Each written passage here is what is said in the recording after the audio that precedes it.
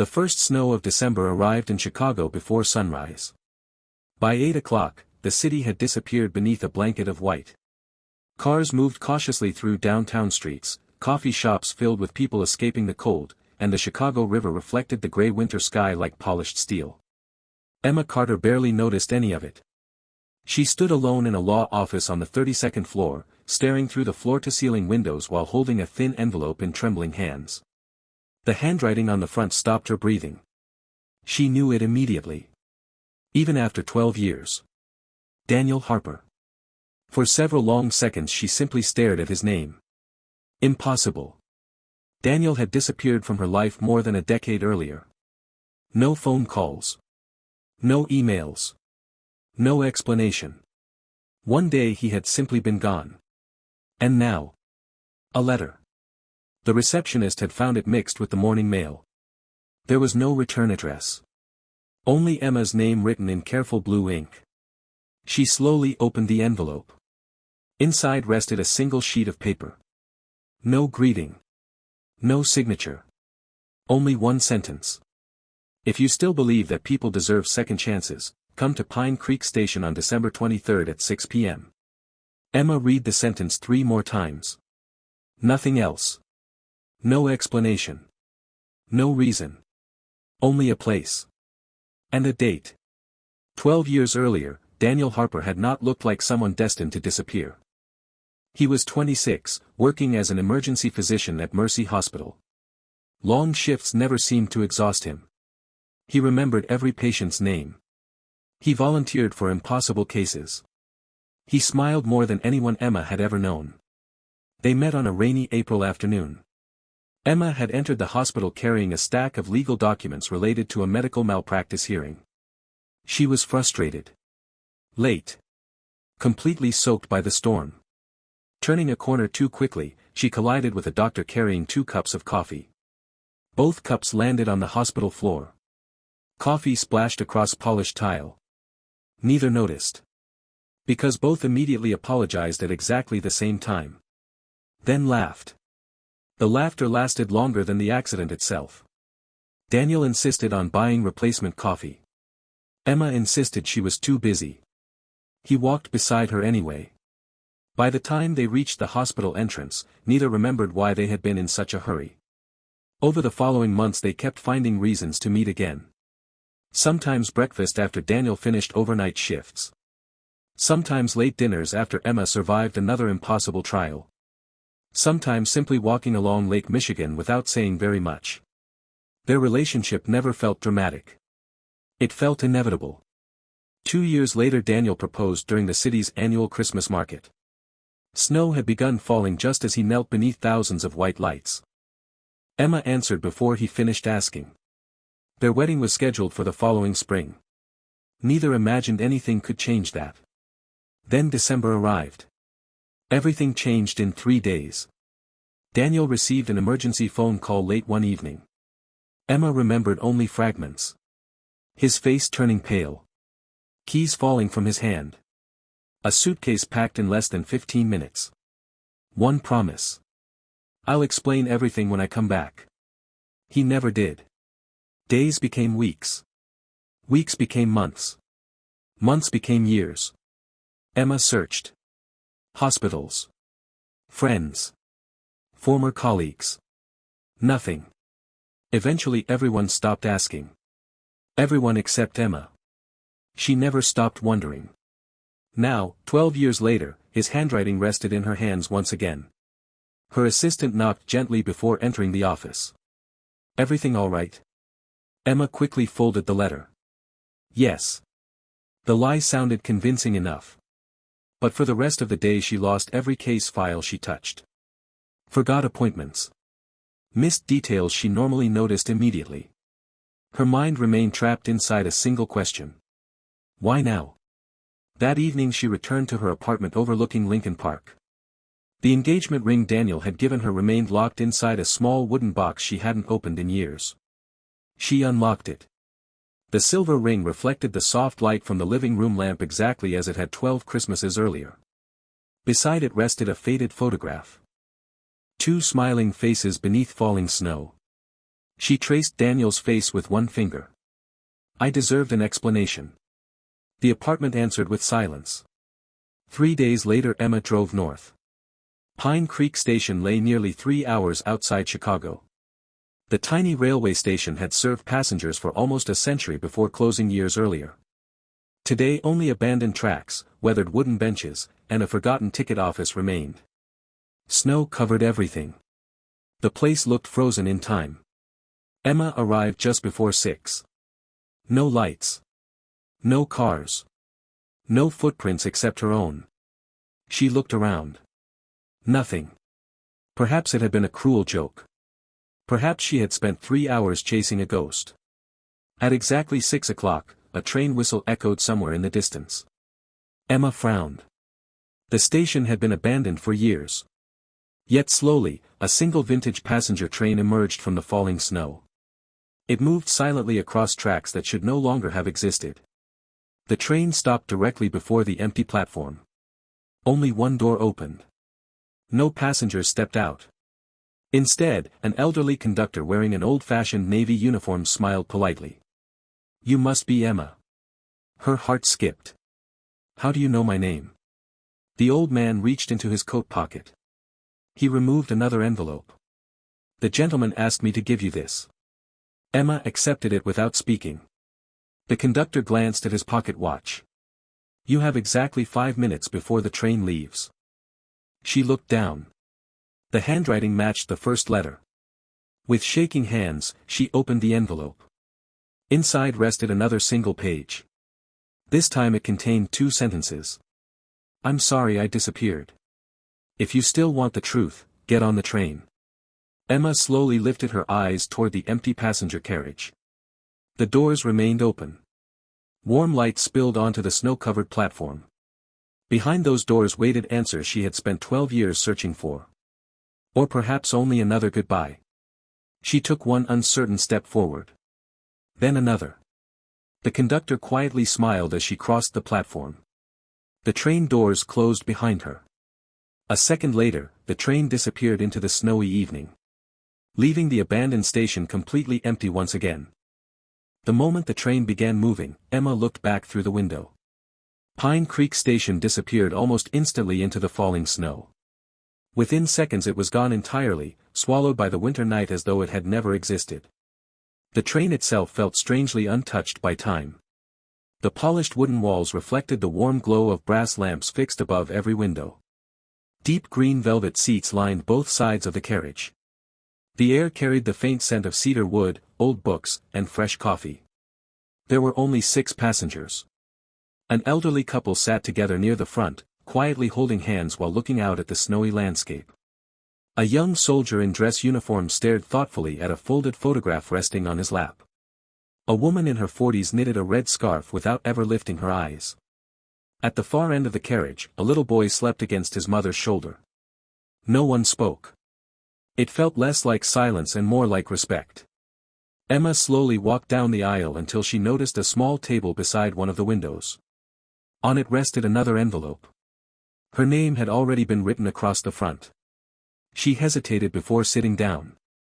How many letters had Daniel prepared? She opened it carefully. Inside was another handwritten page. If you're reading this, thank you for trusting me enough to board the train. You have every reason to hate me. If our places had been reversed, I probably would have hated me too. Before I explain what happened 12 years ago, I need you to understand one thing. Everything I did after leaving Chicago was because I believed it was the only way to protect you. Emma stopped reading. Protect her? From what? The sentence made no sense. She continued. You deserve the entire truth. But not all at once. Some truths become easier to carry when they're discovered step by step. The letter ended there. Nothing more. Emma leaned back in frustration. For 12 years she had searched for answers. Now Daniel was giving them to her one piece at a time. Outside, snow-covered forests rushed past the windows. She tried checking her phone. No signal. Not even an emergency connection. Almost as though the train existed somewhere beyond ordinary maps. The conductor appeared beside her without making a sound. Would you like some coffee? Emma looked up. "I'd rather have answers." The old man smiled kindly. "Those are coming too." She accepted the coffee. It was surprisingly good. Warm enough to calm her shaking hands. The conductor sat across from her. "I've worked this train for 31 Christmases." Emma frowned. "I've never heard of it. Most people haven't. Where exactly are we going?" He looked out the window before answering. "To a place where unfinished stories usually find their ending."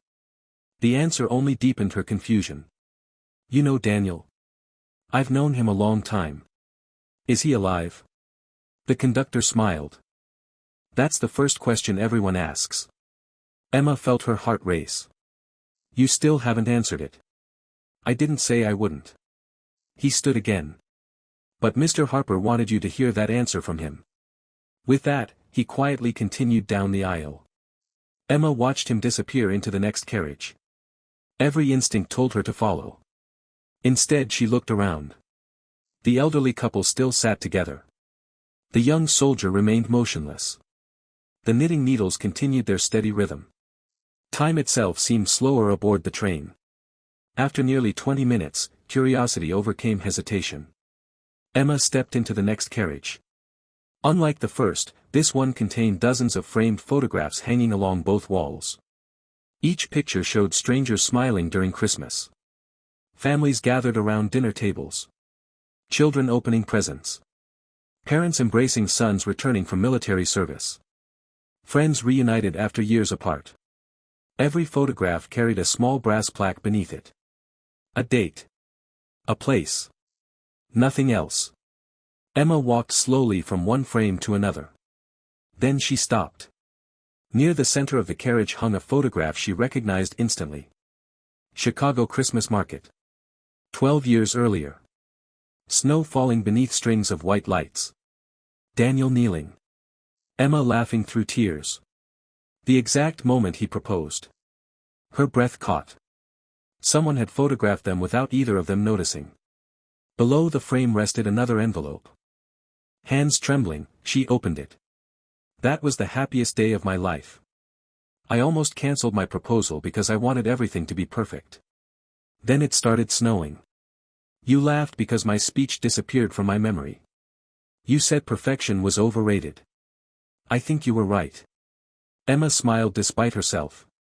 She remembered. Daniel had forgotten every word he planned to say. Instead he had simply looked at her and whispered. "I don't want another Christmas unless you're part of it."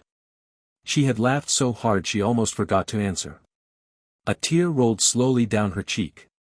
She quickly wiped it away. The letter continued. 3 days after that photograph was taken, I received a diagnosis. Not mine. Someone else's. Someone whose life depended entirely on a decision I had to make. Emma's heartbeat quickened. A diagnosis? Daniel had been an emergency physician. What decision could possibly require disappearing forever? Before she could continue reading, the train suddenly slowed. Outside the windows appeared a tiny village covered in fresh snow. Christmas lights decorated every house. Children built snowmen beneath glowing street lamps. Church bells echoed softly through the evening. The conductor's voice filled the carriage. "We'll be stopping for 10 minutes. Passengers quietly gathered their coats. Emma remained seated. The conductor approached her once again. "Would you like to stretch your legs? What town is this?" He smiled. "Look at the station sign." Curious, Emma stepped onto the platform. Snowflakes drifted lazily through the warm yellow light. She turned toward the station building. The wooden sign above the entrance read, "Evergreen Falls." Emma frowned. She had argued a property dispute involving Evergreen Falls nearly 8 years earlier. The town no longer existed. A flood had destroyed most of it. Residents had relocated. The railway had closed permanently. She looked around again. Children laughed while pulling sleds through streets that history claimed had disappeared years ago. Everything looked alive. Beautiful. Impossible. The station clock chimed once. The conductor called for passengers to return. Emma climbed aboard just as the train began moving again. Only after they left did she notice something astonishing. Looking back through the rear window, there was no village. No lights. No station. Only untouched snow stretching endlessly beneath the moonlight. As though Evergreen Falls had vanished the moment the train departed. Emma slowly returned to her seat. Her heartbeat had become almost painfully loud. She unfolded Daniel's unfinished letter once more. The final sentence waited exactly where she had stopped reading. If you're still here after discovering the truth, then maybe Christmas still has one miracle left for us. Emma looked toward the door connecting the next carriage. For the first time since boarding the train, she was no longer certain whether she was traveling through America or through memories. Emma sat motionless for several minutes after the train left Evergreen Falls. She looked out the window again and again, hoping to catch another glimpse of the village. There was nothing. Only endless forests covered in fresh snow. The track stretched through the darkness beneath a pale winter moon. Everything felt normal again. Too normal. She lowered her eyes to Daniel's latest letter. The unfinished sentence echoed inside her mind. If you're still here after discovering the truth, then maybe Christmas still has one miracle left for us. She folded the paper carefully. Questions continued multiplying faster than answers. Who had taken the photograph of their engagement? How had the train reached a town that no longer existed? Why did every passenger seem completely unsurprised? Most importantly, where was Daniel? Emma stood and continued toward the final carriage. Unlike the others, this one contained no passengers. Instead it resembled an old library. Floor-to-ceiling bookshelves lined both walls, filled with leather-bound journals of different colors and sizes. A fireplace crackled quietly near the center of the room despite the train constantly moving. Beside the fire stood another table. Another envelope. Her name waited on the front in the same familiar handwriting. She almost laughed. Daniel had always known she hated unanswered questions. Apparently he also knew she would never stop opening his letters. She sat beside the fireplace and unfolded the next page. You probably remember the phone call. I remember every second of it. December 14th. 9:17 p.m. I had just finished a 14-hour shift when my younger sister collapsed at home. Emma's eyes widened. Daniel rarely spoke about his family. His younger sister, Lily, had been several years younger than him. Emma had only met her twice. She remembered a cheerful college student studying music education. Daniel continued. Doctors discovered an aggressive form of leukemia. Without immediate treatment, she would not survive the year. Emma stopped reading. Her chest tightened. She had never known. Not once during 12 years of searching had anyone mentioned Lily. The letter continued. A compatible bone marrow donor was found.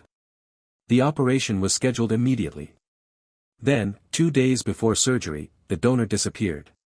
Emma quietly covered her mouth. She suddenly understood Daniel's panic that final evening. The hospital searched everywhere. Nothing. No explanation. Every hour reduced Lily's chances. Emma felt tears beginning to form. She remembered Daniel packing in complete silence. His hands had been shaking so violently he could barely zip his suitcase. She had assumed someone had died. She had never imagined he had been racing against time. The next paragraph explained everything. Or almost everything. There was one possible donor left. Me. Emma closed her eyes. Bone marrow donation required weeks of testing. Recovery. Isolation. She knew enough medical law to understand the procedure. But it still didn't explain disappearing for 12 years. She kept reading. The surgery saved Lily. But during additional testing, doctors discovered something else. Her heartbeat accelerated. They found a rare genetic disorder. It had already begun affecting my nervous system. The specialists believed I would gradually lose motor control within a few years. No treatment existed. No cure. Only uncertainty. Emma stared at the page. The room around her seemed to disappear. Daniel had believed he was dying. Suddenly every memory felt different. His distant expression during those final days. The sadness behind his smile. The hesitation whenever they discussed wedding plans. He hadn't been abandoning her. He had been preparing to lose everything. Still. Why disappear? She turned the page. I couldn't ask you to marry someone whose future looked like mine. You deserve children. A family. A life without hospitals. Emma whispered into the empty carriage. You idiot. A quiet voice answered from behind her. He says that about himself too. Emma turned quickly. The elderly conductor stood beside the fireplace. His expression remained calm. He should have trusted me. The conductor nodded. Perhaps. Then why didn't he? The old man looked thoughtfully into the flames. Because people who spend their lives saving others often become terrible at accepting help themselves. Emma couldn't argue. It sounded exactly like Daniel. Always carrying everyone else's pain. Never sharing his own. The conductor carefully placed another object beside her coffee cup. A small silver key. What is this? You'll need it later. For what? You'll know. Before Emma could ask another question, he quietly left the carriage. She looked down at the key. An old-fashioned hotel key. Attached to it hung a brass tag engraved with a single number. 12. Nothing else. The train suddenly entered a long tunnel. Darkness swallowed every window. Only the fire continued illuminating the carriage. For nearly 2 minutes nothing could be seen outside. Then the train emerged once more. The landscape had changed completely. Snow-covered mountains stretched toward the stars. Frozen lakes reflected moonlight like polished mirrors. Tiny wooden cabins stood scattered among pine forests, each glowing warmly from within. Emma had never seen scenery quite like it. It looked less like America and more like a Christmas postcard. The loudspeaker chimed softly. The conductor's voice echoed through every carriage. Our next stop will be Winter Hollow. One of the passengers smiled for the first time. The elderly woman quietly whispered to her husband. We met here 46 years ago. Emma frowned. Winter Hollow. She had never heard of such a place. The train slowed again. As it approached the platform, music drifted through the windows. A choir sang Christmas carols somewhere nearby. Children laughed. Church bells echoed across the snowy valley. The station itself looked beautiful. Garlands decorated every lamp post. Fresh pine branches surrounded every doorway. Dozens of lanterns reflected across untouched snow. Passengers began stepping onto the platform. The young soldier smiled as an elderly man rushed forward to embrace him.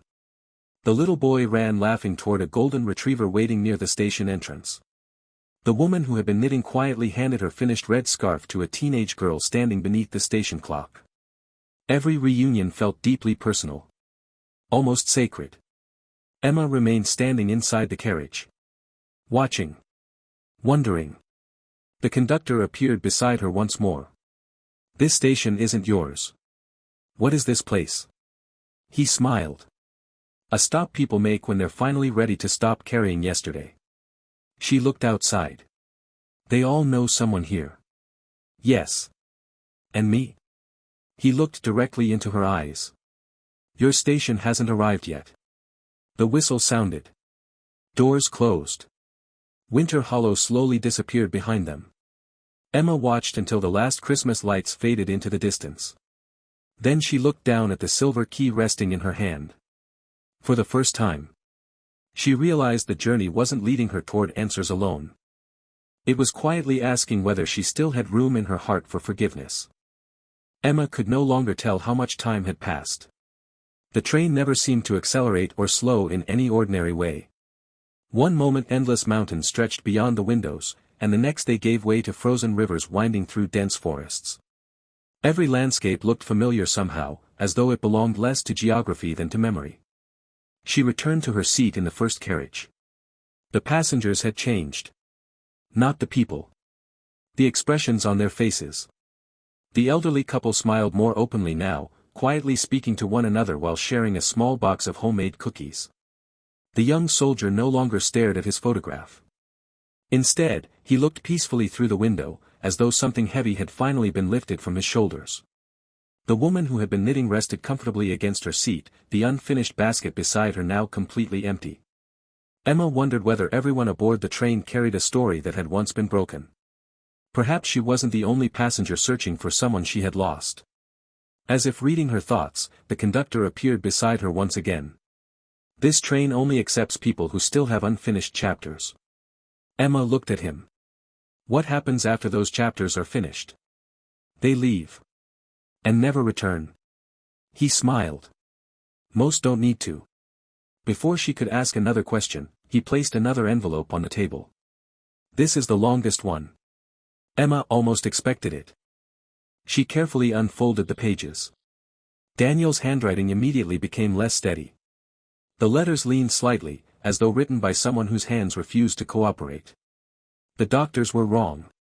At least partly. The illness didn't progress as quickly as they predicted. For almost 2 years I continued working. No one noticed anything.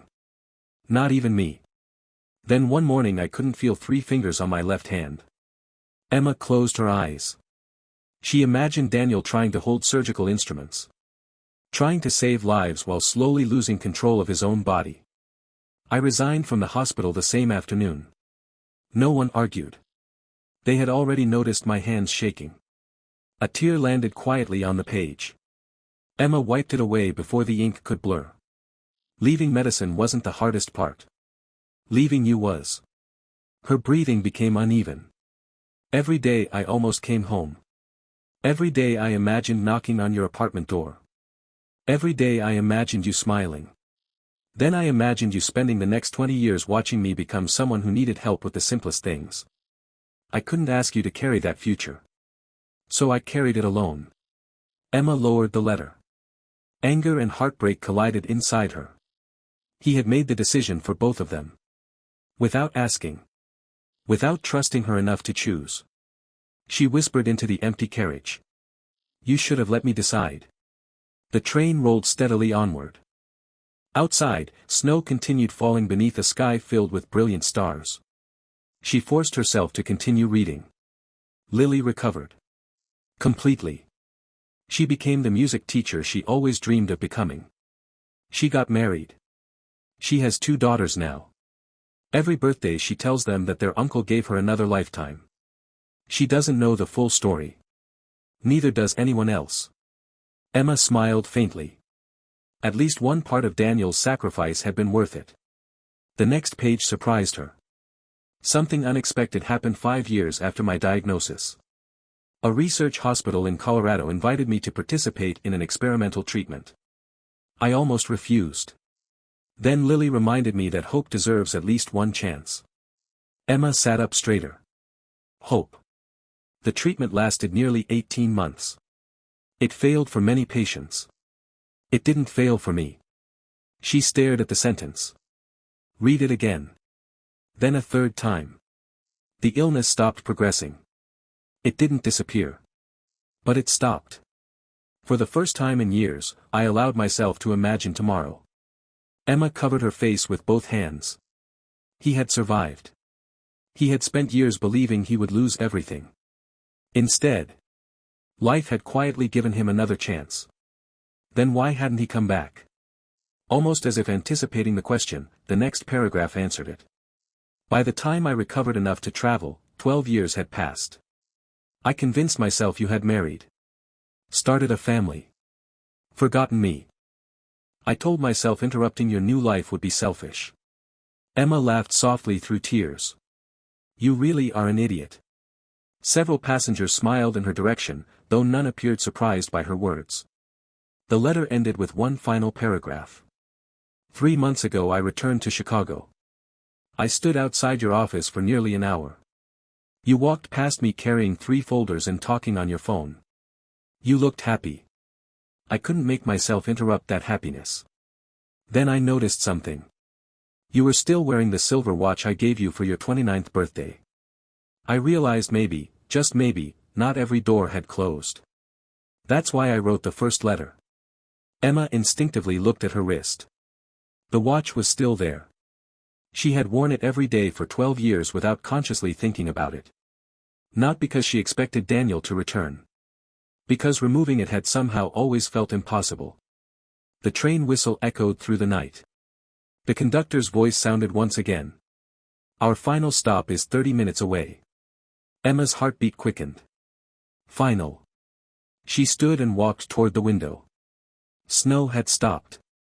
The sky above was perfectly clear. Millions of stars reflected across a frozen lake stretching beside the tracks. In the distance she noticed lights. A small town. No. Not a town.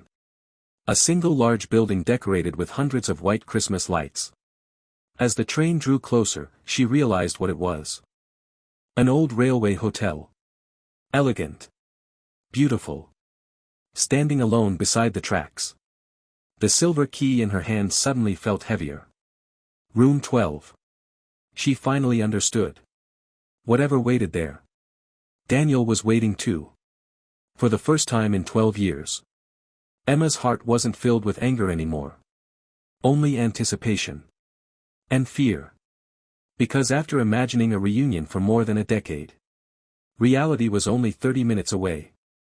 The train slowed almost imperceptibly. Unlike the previous stations, no whistle announced their arrival.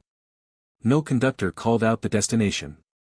The wheels rolled quietly over snow-covered tracks until they finally came to a gentle stop before the old railway hotel. Emma remained seated for a moment. Every letter. Every memory. Every unanswered question. Everything had led to this place. The conductor appeared beside her one final time. We've arrived. Emma looked toward him. What is this place? He smiled with the same calm expression he had worn since the beginning of the journey. Some people call it the last stop. She frowned. The last stop. The place where people decide whether to keep carrying the past. Or finally begin living the future. He offered his hand.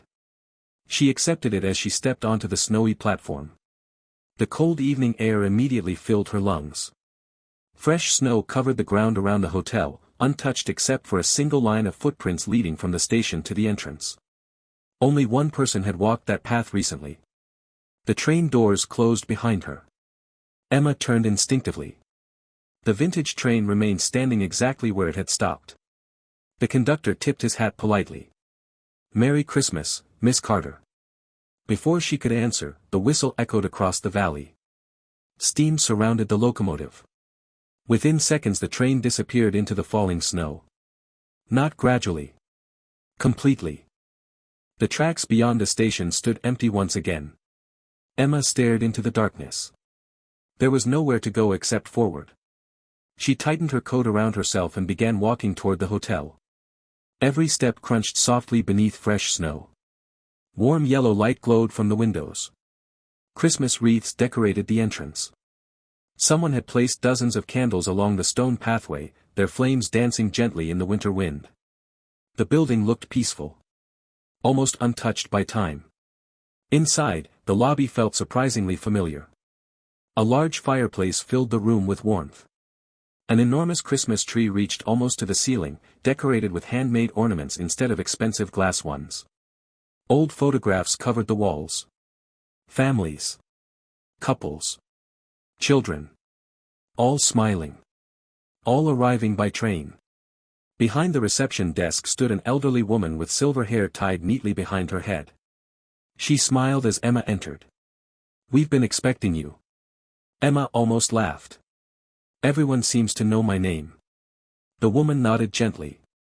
"Only because someone has spent 12 years hoping you'd eventually walk through that door." Emma looked down at the silver key in her hand. "Room 12. The receptionist smiled. "Second floor. He asked that you read one last letter before opening the door." Of course he had. She should have expected nothing less. The woman handed her the final envelope. Unlike the others, it was thicker. Emma climbed the old wooden staircase slowly. The hallway upstairs remained silent except for the distant crackling of fireplaces hidden behind closed doors. Room 12 stood at the very end. Its brass number reflected the soft light from antique wall lamps. Emma stopped. Her heart pounded so loudly she could barely hear anything else. She sat on the small wooden bench outside the room. Then she opened the final letter.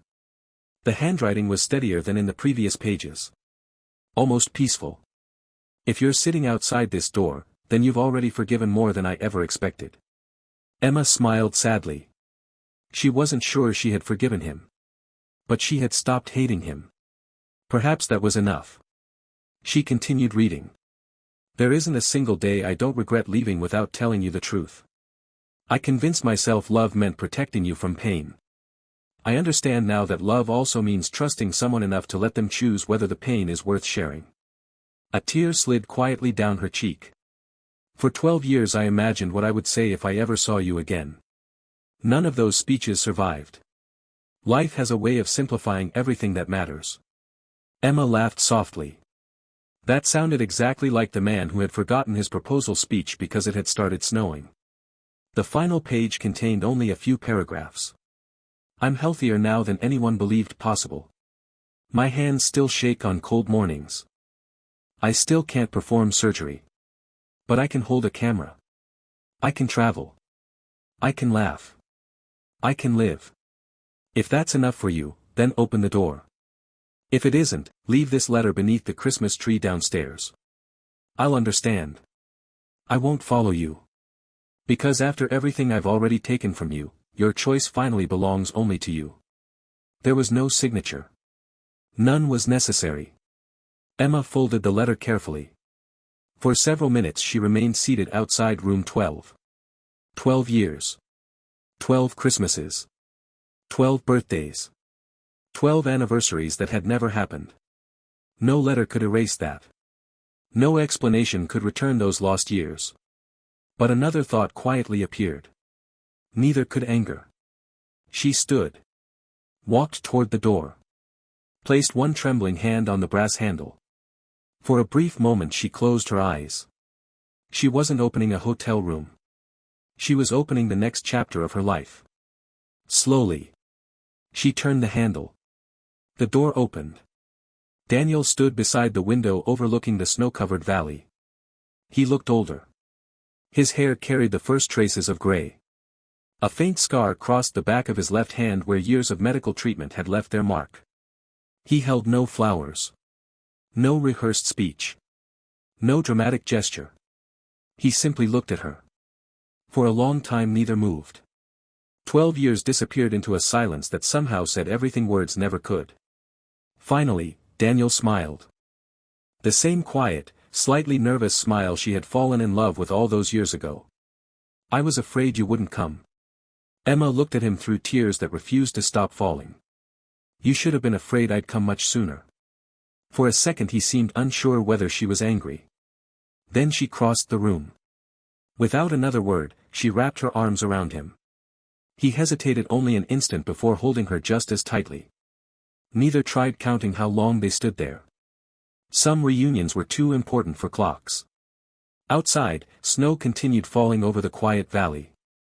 Christmas lights reflected softly across untouched white fields. Far in the distance, a train whistle echoed one final time before disappearing into the winter night. Neither of them heard it. For the first time in 12 years. Neither of them was waiting anymore. The room remained silent. Neither Emma nor Daniel seemed willing to break the fragile peace that had settled between them. 12 years of unanswered questions stood quietly between them, yet somehow the embrace had already answered the most important one. He was alive. She slowly stepped back and looked at him again. Time had changed him. The confident young emergency physician had become someone calmer, almost quieter. The sharp determination that had once defined his face had softened into patience. His left hand rested naturally at his side, though she noticed a slight tremor every few seconds. His blue eyes, however, were exactly the same. They still carried the warmth she remembered from the hospital corridors where they had first met. Daniel smiled awkwardly. I imagined this moment thousands of times. Emma wiped away another tear. So did I. And none of my versions looked like this. She laughed softly. Mine usually ended with me yelling at you. I probably deserved that. You definitely did. For the first time since entering the room, they both laughed. The laughter felt unfamiliar at first. Then wonderfully natural. Daniel gestured toward two chairs beside the fireplace. I made tea. Emma looked at him with raised eyebrows. You remembered.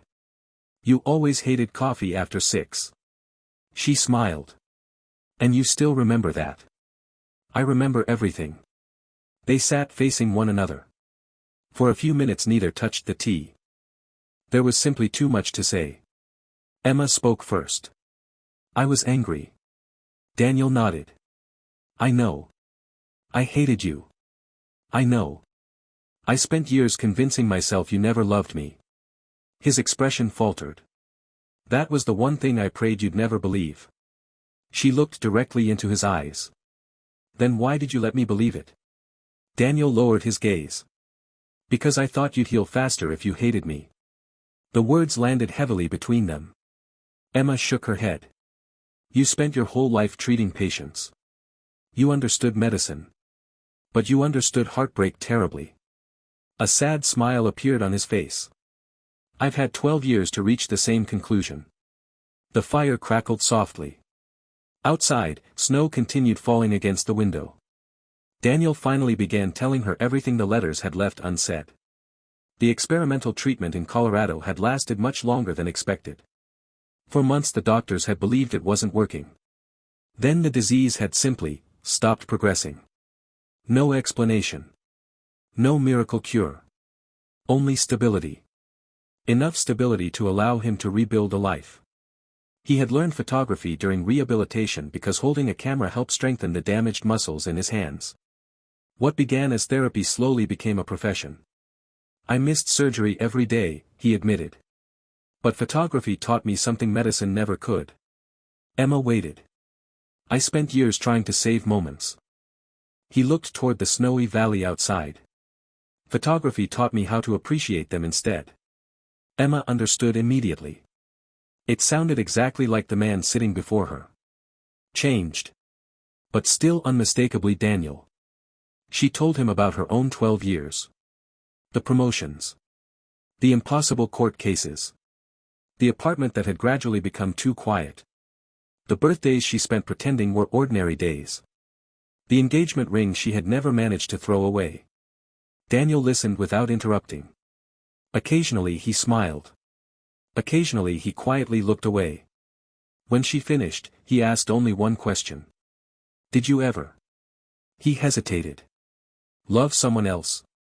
Emma answered honestly. I tried. Daniel closed his eyes briefly. I couldn't. She looked at him. Why? He smiled sadly. Because every woman I met deserved someone who wasn't comparing every smile to yours. Silence settled again. This one felt different. Gentler. Emma reached into her purse. She removed the small wooden box she had carried all the way from Chicago. Daniel recognized it immediately. The ring. She nodded. I almost sold it once. His expression remained calm. What stopped you? I couldn't. She opened the box. The silver engagement ring reflected the firelight exactly as it had 12 years earlier. Daniel stared at it for a long moment. I never imagined I'd see it again. I almost mailed it back dozens of times. And I never knew where to send it. Both smiled. Life had a strange sense of irony. Daniel carefully reached into his coat pocket. I have something too. He removed a worn leather wallet. Hidden inside was a photograph. Emma laughed the moment she saw it. It was the photo booth picture they had taken at the Christmas market after becoming engaged. The edges had faded. A small crease ran through one corner. But he had carried it for 12 years. It traveled with me everywhere. Emma gently touched the photograph. So did you. Daniel looked confused. What do you mean? She tapped her wrist. The silver watch still rested there. I never stopped carrying part of you either. Neither realized how late it had become until the grandfather clock downstairs struck midnight. Christmas Eve had officially begun. The hotel lobby slowly filled with soft piano music drifting upward through the staircase. Emma smiled. Merry Christmas. Daniel returned the smile. Merry Christmas. It was the first Christmas either of them had shared in 12 years. And somehow, It felt exactly like the one they had almost celebrated long ago. Outside, snow covered the railway tracks until they completely disappeared beneath white silence. Neither noticed. Because neither needed another train anymore. For the first time in a very long time, they had finally arrived where they belonged. Christmas morning arrived beneath a sky so clear that the valley seemed to glow. Emma woke before sunrise. For several quiet moments she simply watched snowflakes drift outside the window, trying to convince herself that the previous evening had actually happened. 12 years of waiting had ended in a single embrace. The thought still felt unreal.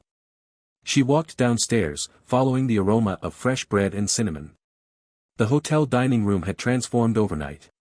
A long wooden table stood near the fireplace, covered with homemade pastries, steaming coffee, fruit, and candles. Pine branches and red ribbons decorated every corner of the room. The elderly receptionist greeted her with the same warm smile. "Merry Christmas. Merry Christmas. You slept well?" Emma nodded. "Better than I have in years." The woman smiled knowingly. "I thought you might." Daniel entered a few minutes later carrying 2 mugs of hot chocolate. He looked more relaxed than Emma had ever seen him. Almost lighter. As though 12 years of guilt had finally loosened its grip. "Good morning." She smiled. "It really is." They sat together by the window overlooking the snowy valley. Outside, children from a nearby village pulled sleds down a gentle hill while parents laughed beside them. The entire scene felt almost untouched by modern life. No traffic. No office buildings. No deadlines. Only Christmas. Daniel stirred his drink absent-mindedly. "I've wanted to ask you something." Emma looked up. "What?" "Do you remember the apartment we almost rented?" She laughed immediately. "The brick building near Lincoln Park?" He nodded. "The one with the terrible kitchen. And the broken elevator. And the tiny balcony." Emma smiled. "You said we'd never fit 2 bookshelves inside. You insisted we'd make it work." She looked out the window. "I still think we could have." Daniel remained quiet for a moment. "So do I." The words carried no bitterness. Only acceptance. They had lost 12 years. Nothing could change that. But neither wanted to spend another 12 morning time that could never return. After breakfast they decided to explore the valley. Fresh snow reached almost to their ankles as they walked along a narrow path leading away from the hotel. Tall pine trees surrounded them. Every branch sparkled beneath the morning sunlight. The silence felt peaceful rather than empty. Emma noticed several wooden signposts along the trail. Each pointed toward places with unusual names. Hope Bridge. Memory Hill. Second Crossing. She smiled. "Who named these places?" Daniel shrugged. "I've never asked." "You've been here before?" "A few times." "When?" "During treatment." He looked toward the mountains. "When everything felt uncertain." Emma understood. "So this place helped you?" "It reminded me that life doesn't end just because our plans do." They eventually reached a frozen lake. Its surface reflected the blue winter sky like polished glass. Near the shoreline stood a weathered wooden bench. Someone had carved a sentence into the backrest years earlier. "Some journeys end where the heart finally catches up with time." Emma sat quietly. Daniel joined her. Neither spoke for several minutes. Finally she asked the question that had remained in her mind since reading the letters. "Why Christmas?" He smiled softly. "Because every important moment in our lives somehow happened in December." She thought about it. Their first Christmas together. The proposal. The phone call. The goodbye. The letters. The reunion. He was right. Christmas had quietly become the thread connecting every chapter of their story. Daniel reached into his coat pocket. "This belongs to you." He handed her a small folded piece of paper. Emma recognized it immediately. It was old. The edges had yellowed with age. She unfolded it carefully. Her own handwriting stared back at her. She frowned. "I don't remember this." "You wrote it." "When?" "The week before I left." She looked at him in confusion. I found it years later inside one of my medical textbooks. Emma slowly began reading. No matter how busy life becomes, promise me one thing. Let's never become strangers who only remember who we used to be. If we're lucky enough to grow old together, I hope we never stop choosing each other. She lowered the page. I completely forgot writing this. I didn't. Daniel smiled gently. I carried it through every hospital. Every treatment. Every city. It reminded me what I had lost. Emma looked at the note for a long time. Then she folded it again. We still can. He looked at her. What? Grow old together. The words were simple. Quiet. Almost casual. Yet Daniel's eyes filled with tears. He laughed softly. I was planning an entire speech. You don't need one. He remembered another snowy evening many years earlier. The proposal he had completely forgotten because he was too nervous. Emma laughed then. She laughed now. Some things, thankfully, never changed. As they stood to leave the frozen lake, church bells echoed faintly across the valley. The sound drifted gently through the pines. Christmas morning continued unfolding around them. For the first time in 12 years, neither of them wondered what life might have been. They were finally beginning to appreciate what it still could become. And somewhere far behind them, almost hidden by the snow, the railway tracks waited silently. Ready for the next unfinished story. Emma and Daniel stayed at the railway hotel for 3 more days. Neither of them had planned to remain after Christmas. Neither wanted to leave. The outside world still existed. Chicago still waited. Their careers, responsibilities, unanswered emails, and ordinary routines had not disappeared. But for the first time in years, neither of them felt rushed to return. It was as though the valley had quietly borrowed a few extra days from time itself. Each morning they walked through the snow-covered forest surrounding the hotel. Each afternoon they explored forgotten paths that wound through the mountains. Each evening they sat beside the enormous fireplace in the lobby, talking until the last candles burned low. They discovered that 12 years apart had changed them in countless ways. Emma had become more cautious. She planned everything weeks in advance. Every decision required careful thought. Every possibility had a backup plan. Daniel had become almost the opposite. Living beside uncertainty had taught him that tomorrow was never guaranteed. He bought train tickets without knowing exactly where they would lead. He photographed strangers because a smile could disappear before sunset. He stopped postponing happiness. At first their differences seemed enormous. Then they realized they balanced each other almost perfectly. Emma reminded Daniel that some dreams deserved preparation. Daniel reminded Emma that some dreams deserved courage. On the morning of December 27th, they finally packed their bags. The receptionist met them at the front entrance. You'll be heading back to Chicago? Daniel nodded. I think it's time. The elderly woman smiled warmly. It usually is. Emma hesitated before asking the question that had been quietly growing inside her mind. Does this place really exist? The receptionist laughed softly. What do you think? I honestly don't know. She looked toward the snowy mountains. Neither do most people. She handed Emma a small Christmas ornament carved from polished oak. It was shaped like a tiny train. For your tree next year. Emma accepted it carefully. Thank you. And if we ever want to come back? The woman smiled. You'll find it. But only if you truly need to. The answer somehow felt complete. No directions. No address. Just certainty. The drive back to Chicago felt strangely different from every road trip they had ever taken together. Neither tried filling every silence with conversation. The quiet between them no longer felt fragile. It felt comfortable. Late that afternoon, the city's skyline appeared on the horizon. Glass skyscrapers reflected the pale winter sunlight while traffic slowly thickened around the interstate. Home. Daniel looked through the windshield for a long moment. I never thought I'd see this city again. Emma glanced toward him. Were you afraid? He nodded honestly. Not of Chicago. He smiled weakly. Of discovering you no longer needed me. Emma reached across the center console and took his hand. I stopped needing you years ago.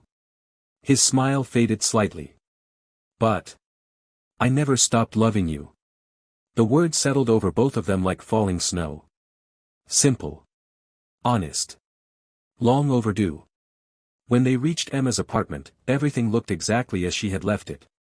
Books still lined the shelves. The old piano remained near the living room window. Family photographs stood neatly arranged on the fireplace. Nothing had changed. Everything had changed.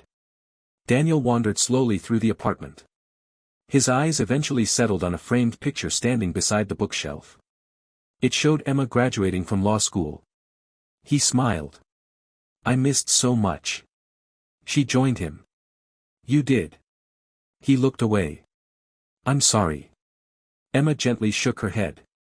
If we keep apologizing for yesterday, we'll waste tomorrow. Daniel looked at her with quiet admiration. 12 years made you wiser. She smiled. They made me tired. Both laughed. That evening they ordered takeout from the small Italian restaurant they had loved years earlier.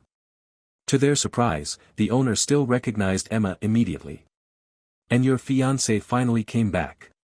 Emma nearly dropped her fork. You remember him?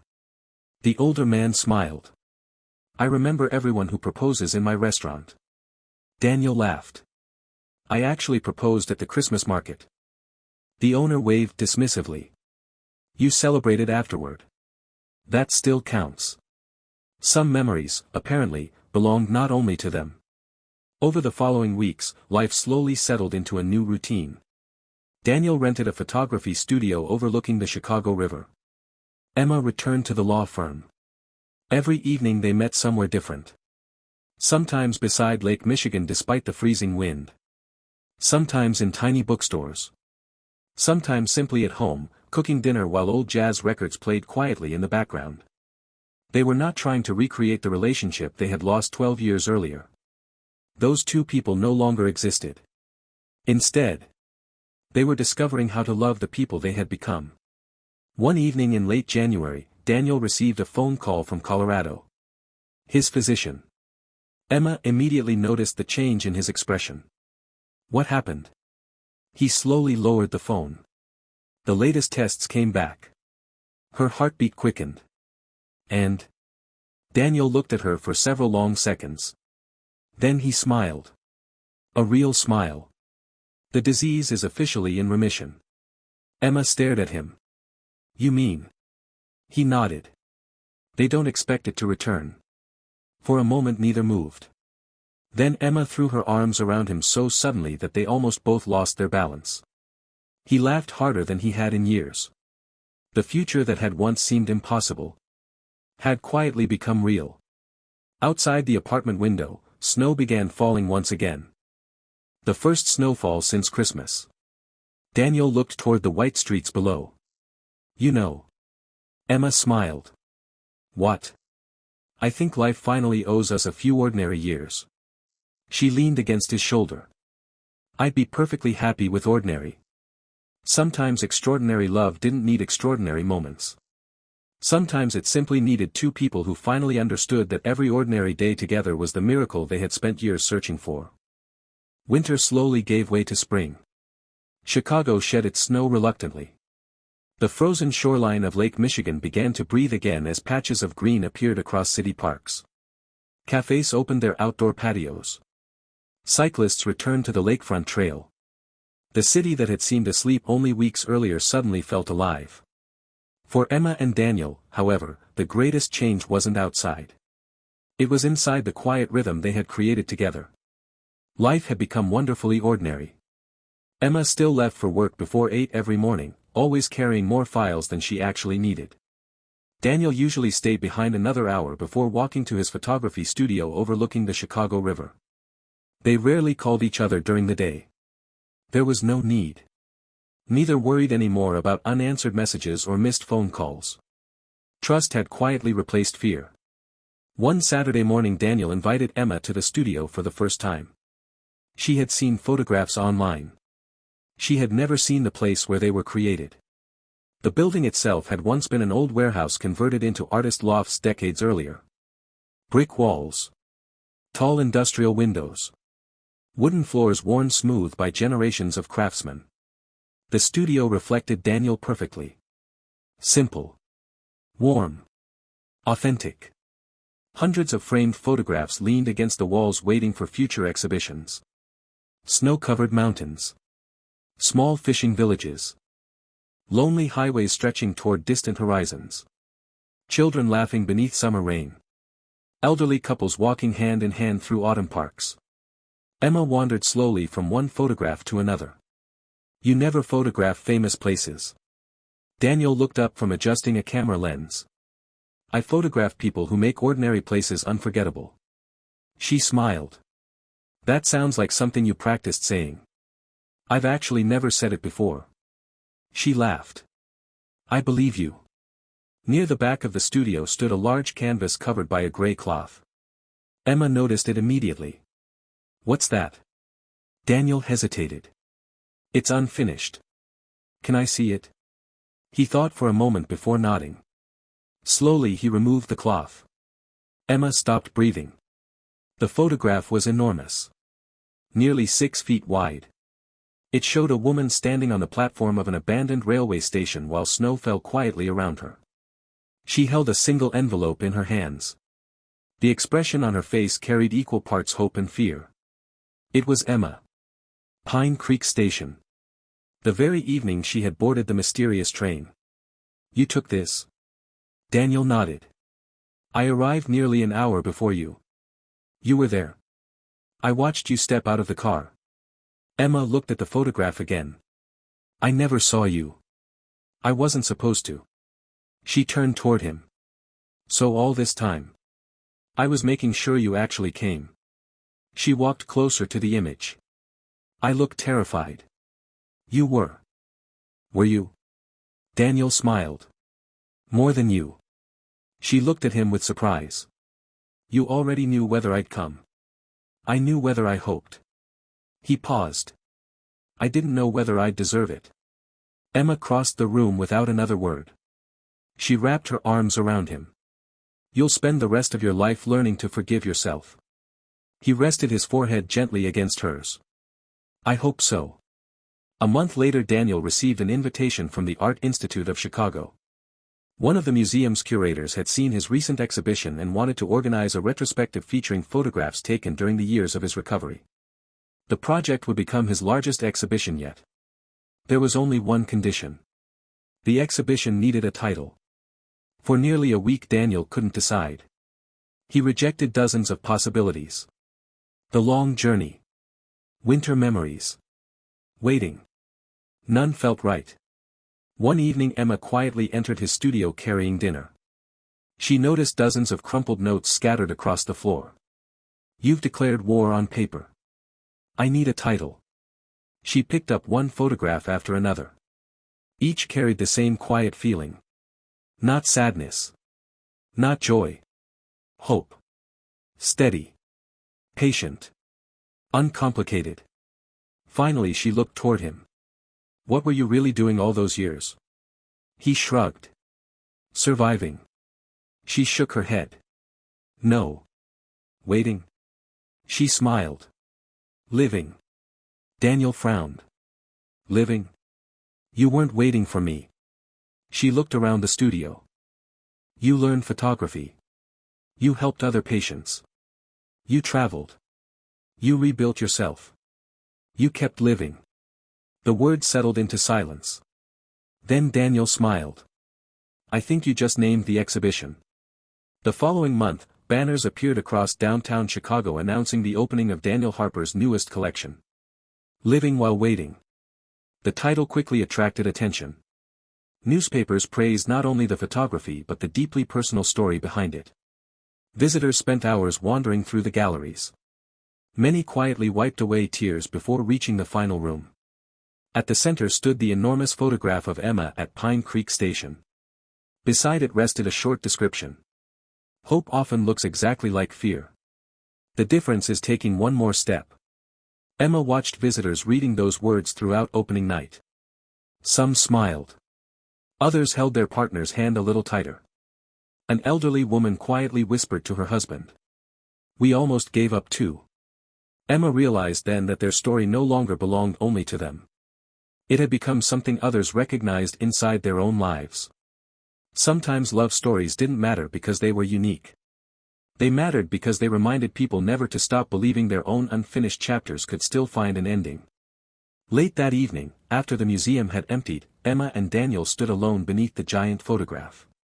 Daniel looked at the image thoughtfully. "You know." "What?" "I almost never sent the first letter." Emma turned toward him. "What changed your mind?" He smiled. "I realized regret weighs far more than rejection." Emma reached for his hand. "I'm glad you finally got tired of carrying regret." Outside, spring rain began falling softly over Chicago. It wasn't snow anymore. Life, after all, had finally moved into a new season. Summer arrived in Chicago wrapped in warm sunlight and long evenings. The city felt different from the one Emma remembered after Daniel disappeared 12 years earlier. Perhaps the streets had not changed at all. Perhaps she had. She noticed things she had forgotten to appreciate. The sound of musicians performing beside the river. The scent of fresh flowers filling Grant Park.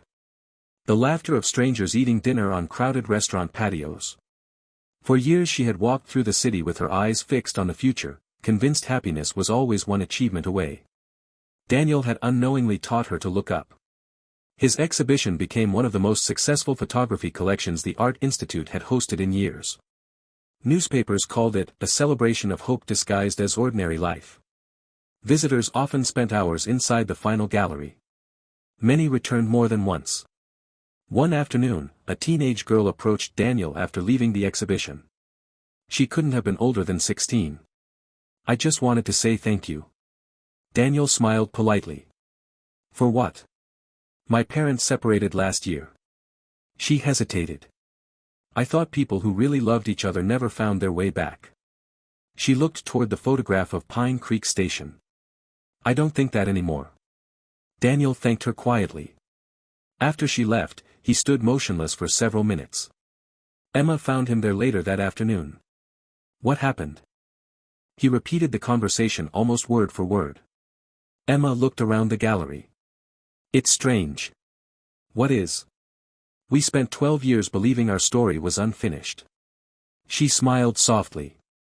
"Maybe it was being written for someone else too." Daniel nodded. "Maybe stories survive because people need them." A few weeks later, Emma received unexpected news of her own. Her law firm offered her a partnership. At 43 years old, she had finally reached the position she had worked toward for nearly 2 decades.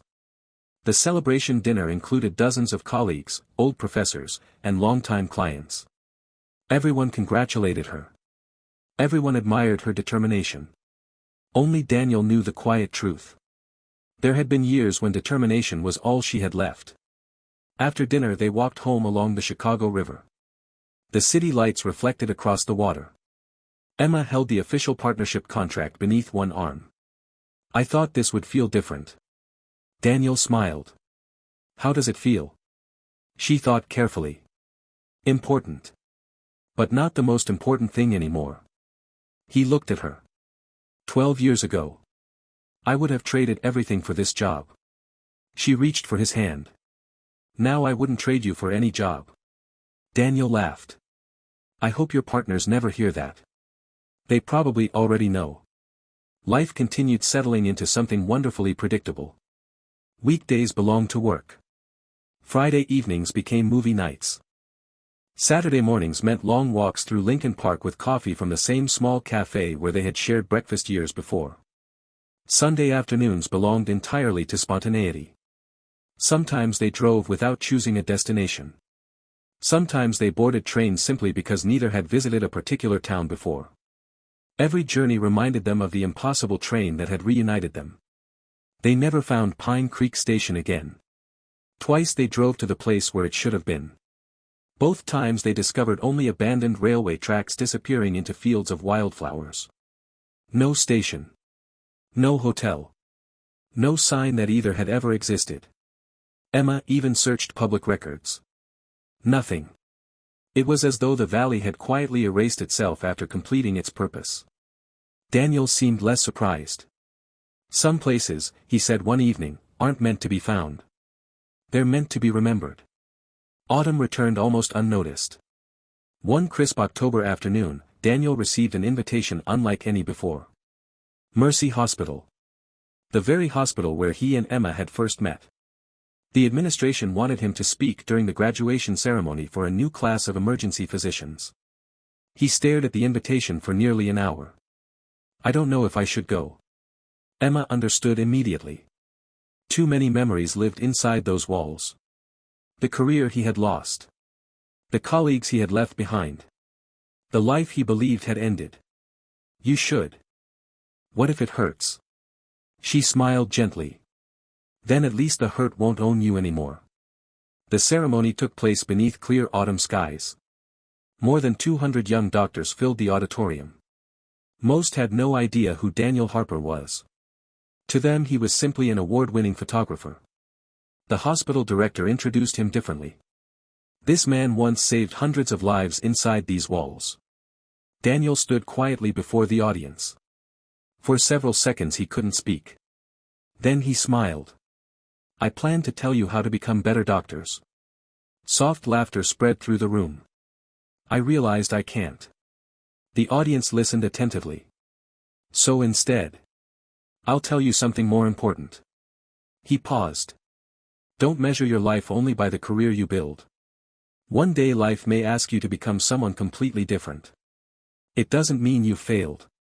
It simply means your story isn't finished yet. Silence filled the auditorium. Many students wiped away quiet tears before the speech ended. Emma watched from the back row. She had heard Daniel speak many times before. Never like this. He wasn't speaking as a photographer. Or a former surgeon. He was speaking as someone who had survived becoming an entirely different person without losing himself. After the ceremony they wandered through the familiar hospital corridors. The walls had been renovated. Departments had moved. Technology had changed. Yet one hallway remained exactly the same. The corner where they had collided 12 years earlier. Daniel smiled. I still owe you 2 coffees. Emma laughed. With interest. They walked to the hospital cafe. Ordered the same drinks. Sat beside the same window. Outside, leaves drifted gently across the courtyard.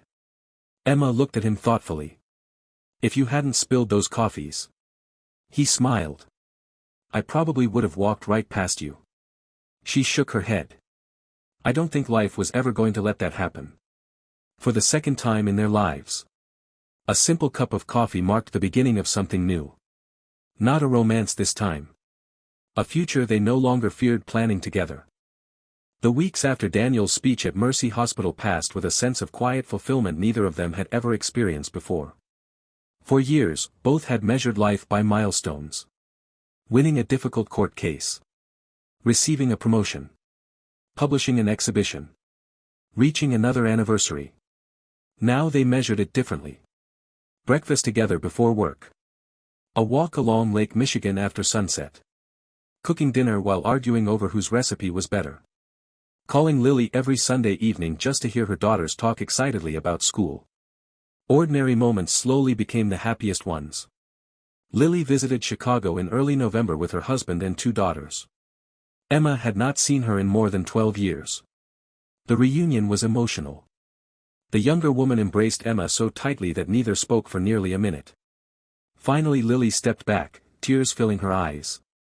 I'm sorry. Emma smiled gently. You have nothing to apologize for.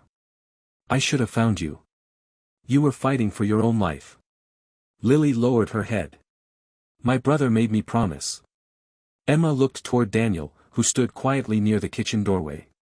He told me never to contact you. He said you deserved a future that didn't include hospitals. Emma laughed softly. He's stubborn. Lily smiled. He gets that from our father. The afternoon quickly became filled with laughter. Lily's daughters immediately adored Emma. They insisted she help them bake Christmas cookies even though Thanksgiving was still weeks away. The kitchen became a complete disaster. Flour covered the countertops. Chocolate somehow ended up on the ceiling. Daniel burned one entire tray because he became distracted telling stories from childhood. The girls laughed so hard that even the smoke alarm couldn't ruin the afternoon. Later that evening, after Lily's family returned to their hotel, Emma found Daniel standing alone on the apartment balcony. Chicago stretched beneath them, glowing with thousands of lights. He looked unusually thoughtful. "Penny for your thoughts." He smiled without turning around. "I was wondering how many birthdays I missed." Emma stepped beside him. "You can't count them." "I know. I've tried." She slipped her hand into his. "You'll never catch up by looking backward." He nodded slowly. "I think I'm finally beginning to understand that." The first snow of the season arrived the following week. Not much. Just enough to dust rooftops and sidewalks in white. Emma watched the flakes drifting past her office window and smiled. Snow no longer reminded her of loss. It reminded her of second chances. That evening she returned home carrying 2 small paper bags. Daniel looked up from editing photographs. "What's this?" She handed him one of the bags. He opened it carefully. Inside rested a small wooden sailboat. Its white cloth sail carried handwritten words. "Keep finding your way home." Daniel looked at her in surprise. "You remembered." "I never forgot." She had ordered 2 identical sailboats from a craftsman in Maine after hearing the story of Black Harbor Lighthouse months earlier in one of Daniel's photography interviews. One remained on their bookshelf. The other she planned to give away someday. "When someone else needs hope," she explained. Daniel smiled. "I like that." In early December, Emma discovered something unexpected while cleaning an old closet. Hidden behind several storage boxes rested a cardboard carton she hadn't opened since Daniel disappeared. Dust covered the lid. She carried it into the living room. "What is it?" Daniel asked. "I honestly don't remember." Together they opened it. Inside lay pieces of a life they had almost lived. Wedding invitations. Table decorations. Guest lists. Samples of flowers. A honeymoon travel guide to Italy. Receipts from deposits that had never been used. For a long moment neither touched anything. The box felt almost sacred. A reminder of a future that had vanished. Daniel carefully picked up one of the invitations. Their names appeared together in elegant script. He traced the printed letters with one finger. "I thought these were gone. I couldn't throw them away." He looked toward her. "Should we?" Emma considered the question. Then she gently shook her head. "No." She smiled. "They're proof that we believed in us once. And now we don't have to believe anymore." He looked confused. "We know." The words settled warmly between them. That night they packed everything back into the box.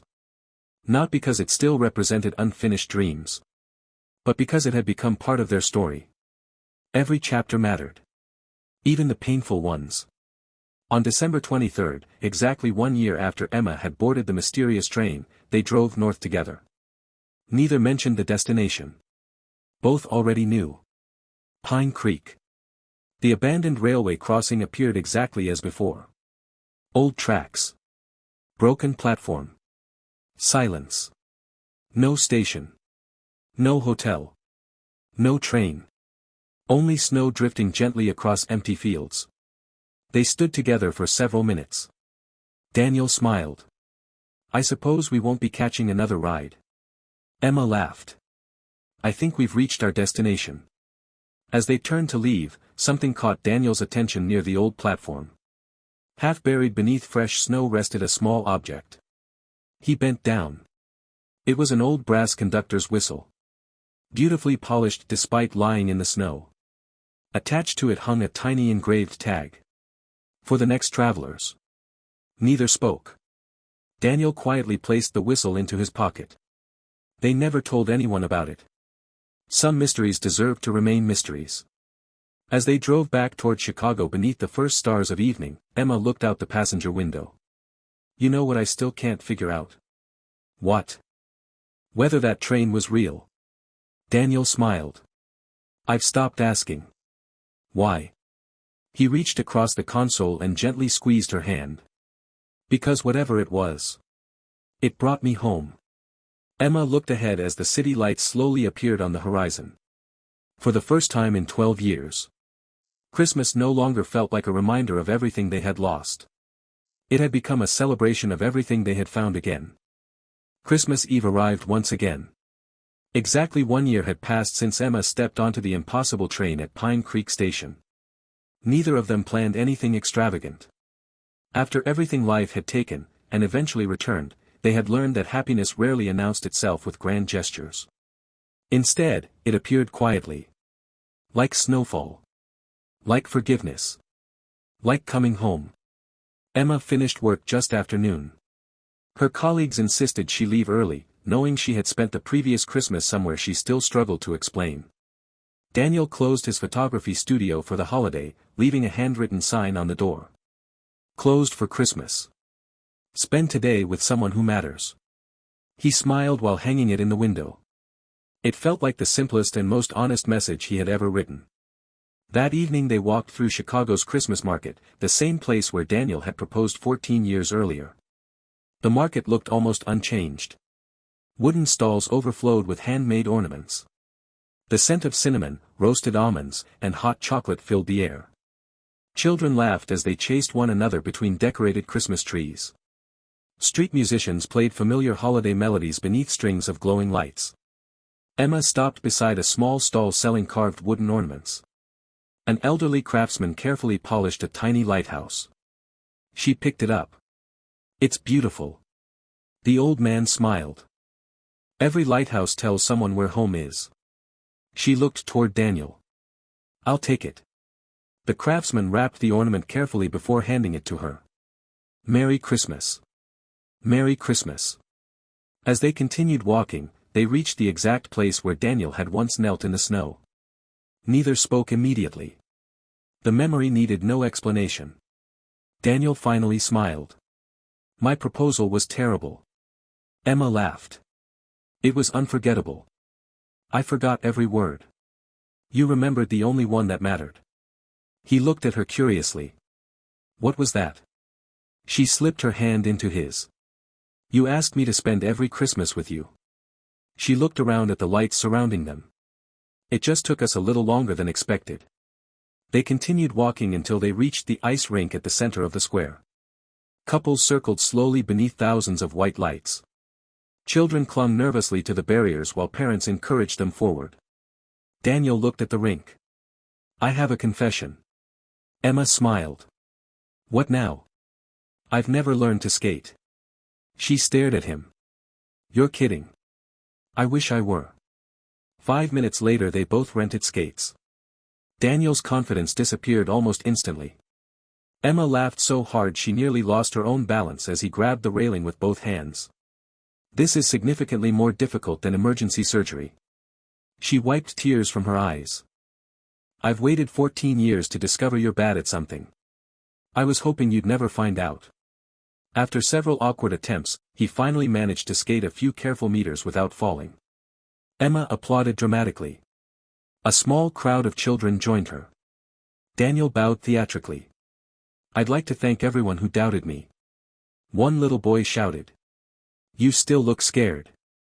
Everyone laughed. Including Daniel.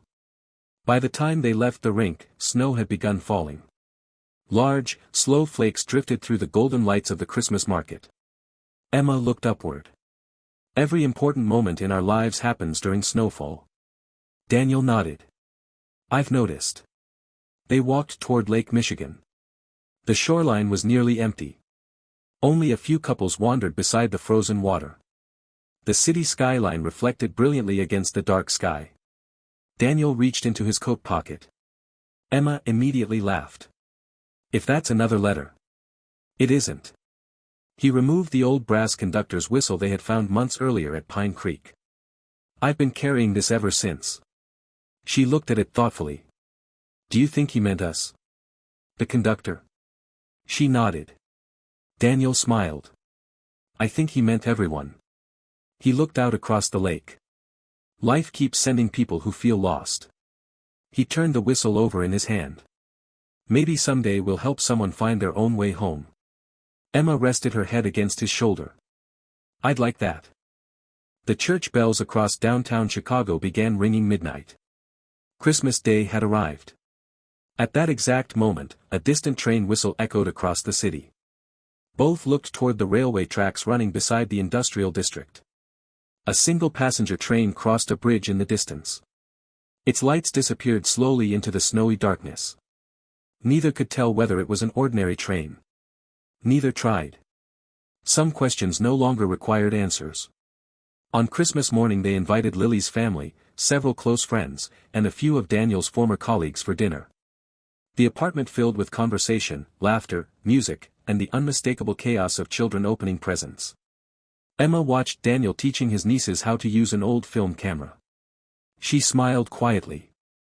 For years she had imagined the family they might have built. Now she realized something important.